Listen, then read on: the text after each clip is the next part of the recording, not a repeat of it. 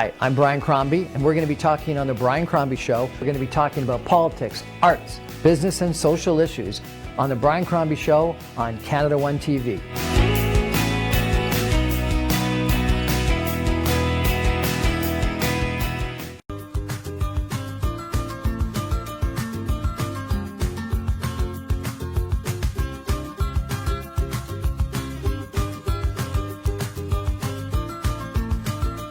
Good evening, everyone, and welcome to the Brian Crombie Show on Canada One TV. So we've got a municipal election coming up on October 24th in Mississauga and in Peel and all across Ontario. And you know what?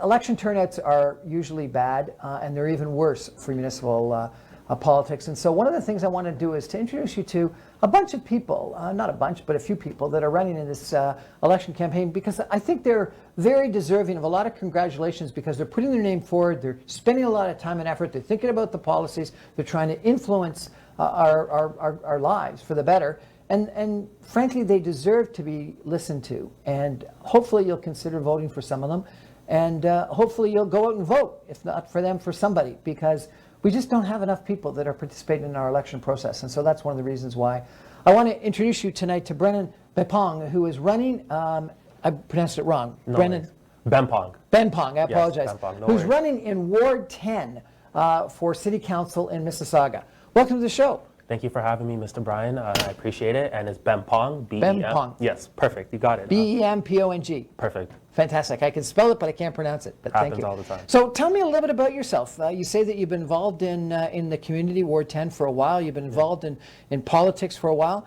Give me your background and why you think that you're someone that is credible to run for municipal politics. Perfect. So this is going to be a long-winded answer, but I'll try to keep it really short. Don't So worry about it. We've got time. Perfect. Thank you. So I come from West Mississauga. So I've been born and raised in Ward 10 my whole life. Yeah. Previously, when I was born, it was Ward 9, and then in 2006, it became Ward 10. So I grew up there, went to school there, went to high school there, went away for university, came back after I graduated. So I'm an orthopedic technician by trade, so people who put casts on you. So I come from a healthcare background. I graduated 2019, worked throughout the pandemic, and then sometime in October of 2020, I started getting more engaged in my community. So I started implementing the changes I wanted to see in the community. So last summer, this has taken me now to 2021, June, I took 10 initiatives in the community I wanted to see improved. One of them was a free fitness class. One of them was driving people to and from voting polls. Another one was interviewing all the Mississauga Erin Mills candidates for the federal election, posting it on my social media so that, kind of like what you're doing now, so that people can know their candidates that they're voting for. Yep. And another one was a mental health initiative. So last year I took signs that literally said "Space to Talk," would sit in the grass. Whoever wanted to talk to me could talk to me. So now bringing these programs into the community, and now when I become counselor in October, the goal is to implement these ideas, make it better, and then enhance the needs of our community. Fantastic. Thank you. And you've been involved in politics as well. Yes. So Tell me a little bit of what you've done from a political standpoint. Perfect. So I find my political expertise is more in community engagement, because a lot of people think being in politics is just joining a party and only talking to people within the party. But the way that it should be done is engaging everybody regardless of where they stand on the political spectrum. So what I've done is, as I said earlier, interviewed all the Mississauga Erin Mills candidates for the federal election, posted it on my social media, it's still up there on my Facebook, as well as on Instagram, the same thing. But you said you've actually gone out and Yes, canvassed so I've canvassed for 3 political parties in the past. Three? Yes. 3? Yes, because I'm all over the spectrum. I'm not someone who believes that you have to lean one way and maintain that way. You have to serve what the needs of the people are. Right. So if you believe that something that's more right-leaning is a good idea, you implement that idea regardless of whether you're blue, red, green, orange, whatever. Right. Okay. So what do you think the big issues are, either in Ward 10 or in Mississauga today? So for Ward 10, what I've been told, because I've gone door to door, I've been going door to door since June 6th. I've knocked on every single door in Ward 10, and I'm doing it again, because you have to actually meet the people. You can't just do stuff like this, because how do you get eyes on you? You have to engage people. So the main thing is that people don't feel heard in Ward 10. From what they've told me, they have a current counselor who they would reach out to, and then they don't get a response from, and they don't like that. They don't like that they have to seek them person out. So what I'm gonna do when I win this election, not if, when I win this election, we're gonna have every 3 weeks community gatherings where everybody can come out and voice their concerns. I want to hear what people have to say, because the job is public service. You can't service the public if you don't know what the public's needs are. Right. Yeah. Okay. So you're up against an incumbent. Yes. She's been there for several terms now. 16 years total. 16 years. Yeah. How do you think you can beat her? By not playing into the game that everyone else plays into, which is to just wait until September when you get the voters list from the city of Mississauga, not go door to door and just attend events and thinking that's it. You have to actually meet people, you have to talk to people. And again, even though she's been there for 16 years, the voter turnouts, as you were saying at the beginning, is very low. So for Ward 10, only 16% of people voted for her. So that's 84% of people who did not go out to vote. And I've gone to every single door. A lot of people don't even know there's a counselor. So I'm legitimately going around talking to everyone. Because they don't care. They don't pay attention. No one motivates them. Because it's not on the media. Exactly. No one motivates them. And I hope you can tell my personality is very charming and vibrant. Yep. So I'm able to talk to these people and show them what the needs of the community are, yep, and let them know that something that they don't care about. For example, they don't care about municipal politics, but if your road is bad, that's municipal politics. So that's something that you should care about, because if you're going and driving in a pothole and now you're spending thousands of dollars to repair your car every 2 weeks, that's municipal politics. That's why it's important to vote. So I'm just taking... Okay, so being heard Yes. is number one. What else? What are the other big issues? Being heard is number one, as well as everyone knows, the increasing property taxes in Mississauga, safety in Mississauga, stuff for youth to do in particular, and then finally, senior support. Senior support. Why senior support? So a lot of the seniors in our Ward 10 have told me that with the rising property taxes and their income staying stagnant or decreasing because they're no longer working, they need support with a lot of things. So one of the programs I implemented last year was I had a neighbor named Amina. I'd go to her house, shovel her snow, cut her grass free of charge. So now when I win this election in October, we're going to implement that program into the community. So now high school kids who need volunteer hours are going to go door to door, cut people's grass, shovel their snow for anyone who's over the age of 60. Really? and or is disabled. Yes, and or is disabled, and then they're not going to get volunteer hours from that individual. They're going to get the hours from my office, which looks good on their resume. So it helps these kids get that head start that they need to get into society. If people want to check you out, do you have a website? Yes, it's Brennan Bempong, ward10.ca. So it's legitimately my name, and then my entire name, and then Ward 10, WARD 10, like 10.ca. Awesome.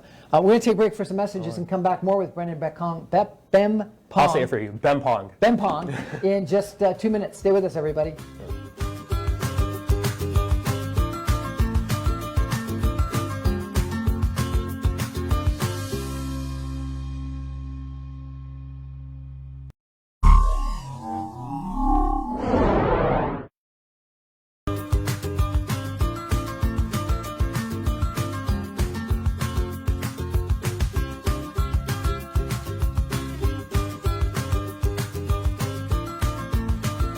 Welcome back to the Brian Crombie Show on Canada One TV. We're chatting tonight with Brennan Bempong, who is a candidate in Ward 10 for the City Council in Mississauga. And I'm going to introduce you to several different candidates, both for Ward Council races as well as for Mayor of Mississauga and of Brampton over the course of the next month and a half, because we've got a municipal election coming up on October 24th. And I think it's really important for all of you to listen to some of the people that are putting their name forward, because putting your name on a ballot, going out and canvassing, going out to all candidates meeting the people, it takes a lot. So Brennan, I'm going to ask you a couple of questions, if I could, and see how you respond and see what you think about some policies. So, transit has been for a long period of time a big issue in Mississauga. All day two-way GO service. The Milton Mississauga line goes to the top end of your ward. You've got I guess one GO train station and another one just outside of your ward. Yeah. What's your sense of how we're doing on transit? So from what the community is telling me is the transit, in particular the busing, is not sufficient.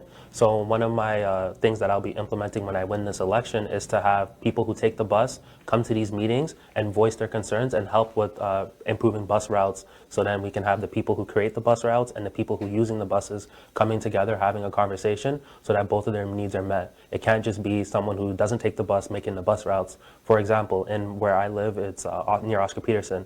To get to Heartland Town Center, you have to first go back to square one and then take the bus. That doesn't make sense, so we need to have things like that corrected. What about the Huron-Ontario LRT? Does that matter at all to people in your ward? So that hasn't came up to from any of the residents to me as of yet, but when it does, I'll have an opinion and an ability to implement the changes that they want. There was a proposal to do a bus rapid transit right along the 403, so the southern end, and to get people to square one more efficiently, get people to the airport corporate zone where there's a lot of jobs and all the way to the airport. Do you think that makes sense? That would make sense in the sense that it will get people there faster, but we do have great buses that take us to Square One very often. As someone who used to take the bus a lot, the getting to Square One from Ward 10 was never a challenge for me. Really? Okay. Yeah. One of the the comments that I always heard in Ward 10 is that they didn't have a community center. Yes. There's a community center on Erin Mills for Ward 9, and there's community centers south of the 403, but Ward 10 didn't have a community center. I guess one's being built. I don't even know. It's been built, but again, it's more of like a Paramount Fine Food Center in the sense that community center has to get kids off the street. This community center in Ward 10 does not do that because everything is pay to use, as well as there's no space to hang out there. So when you're going to that community center, if you're not either playing sports or picking up your kid from playing sports or swimming, there's nothing for you to do. So you can't just go and hang out there. So Really? I think it's been a very disappointing community center, and this is not just my opinion, this is the opinion from many of the residents. So that's why after I win this election, I'll have to implement some changes to that community center so I can do what a community center is supposed to do, and that's get kids off the street.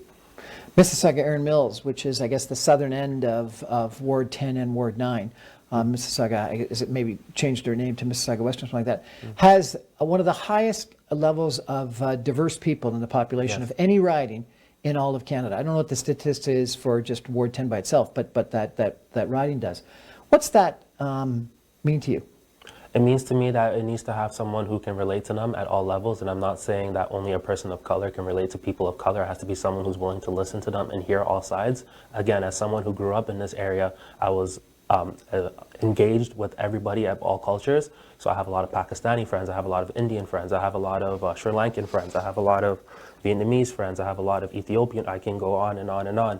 So it's a blending and understanding each culture, respecting each culture, and allowing each culture to be an individual and not trying to group them all together and say racialized people. So it's very vital that we have a candidate that can relate to them, understand them, and as well as enhance their the beauties of each of their cultures. So I think the statistic is something like 57% of Mississauga's population has only lived in Canada for 10 years. Wow. And so, and not necessarily that they're all racialized or people of color, but a lot of that 57% are. So a majority of Mississauga are recent immigrants, and recent immigrants to Canada, let alone recently moved to Mississauga.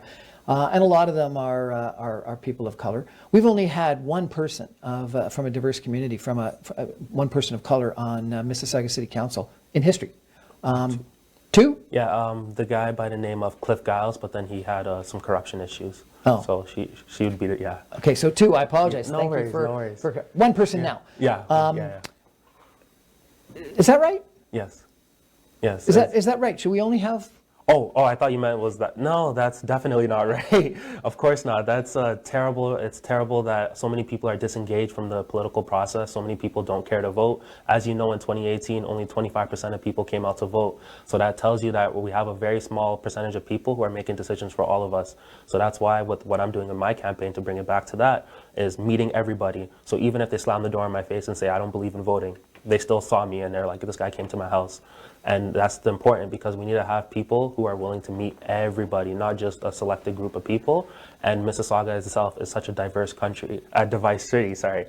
Thinking about the country of Canada, so diverse. But the city of Mississauga in particular is so diverse. It needs to have representation, and it's not just race-based, also age-based.